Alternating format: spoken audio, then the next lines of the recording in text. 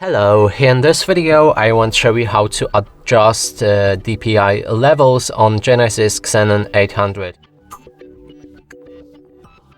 And to do this, first you will need to download the Genesis software, and a link for the video on how to do it should be in the description. Then when it's ready, move to DPI. Here you'll be able to adjust your DPI levels, and there's I guess 7 different levels. You can also enable or disable each of the levels, so let's get like 3 of them, and then now we'll be able to adjust the DPI with this slider.